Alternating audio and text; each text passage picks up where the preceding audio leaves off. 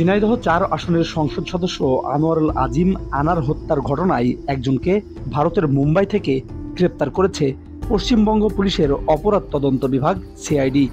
গ্রেপ্তার হওয়া ব্যক্তির নাম জিহাদ হাওলাদার। তিনি পেশায় একজন কসাই। আজ শুক্রবার জিহাদ হাওলাদারকে গ্রেপ্তারের বিষয়টি নিয়ে পশ্চিমবঙ্গ সহ ভারতের একাধিক গণমাধ্যম পশ্চিমবঙ্গ সিআইডির বরাত দিয়ে সংবাদ করেছেন। সিআইডির পক্ষ থেকে বলা হয়েছে, গ্রেপ্তার হওয়া জিহাদের বয়স 24 বছর। তিনি মুম্বাইয়ে অবৈধ অভিবাসী। তার বাবার নাম জয়নাল হাওলাদার, বাড়ি খুলনার দিঘলিয়ায়। এদিকে খুলনায় খবর নিয়ে জানা গেছে, ভারতে গ্রেপ্তার হওয়া জিহাদ হাওলাদার সংসদ সদস্য আনোয়ারুল আজিম হত্যার ঘটনার ভাড়া করা খুনি কুখ্যাত সন্ত্রাসী শিমুল ভুইয়ার সহযোগী হিসেবে পরিচিত।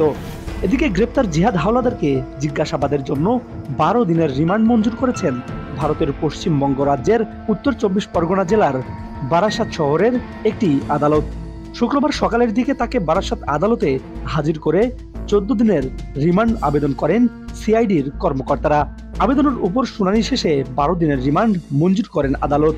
শুক্রবার সকালে আদালতে হাজির করার পর জিহাদকে ঘিরে ধরেন সাংবাদিকেরা। তবে তিনি কোনো প্রশ্নের উত্তর না দিয়েই সরাসরি আদালতে ঢুকে যান। এ সময় তার মুখ কাপড় দিয়ে ঢাকা ছিল।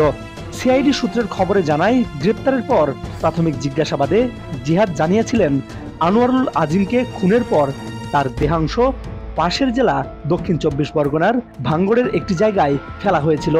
তারপর বৃহস্পতিবার রাতেই তাকে ভাঙ্গড়ে নিয়ে যাওয়া হয়েছিল, কিন্তু রাতের অন্ধকারে সেখান থেকে কোনো দেহাংশ মেলেনি। মূলত দেহাংশ উদ্ধার এবং হত্যাকাণ্ড সংশ্লিষ্ট বিভিন্ন প্রশ্নের উত্তর জানার জন্যই জিহাদকে রিমান্ডে নেওয়া প্রয়োজন বলে আবেদনে উল্লেখ করেছেন সিআইডি।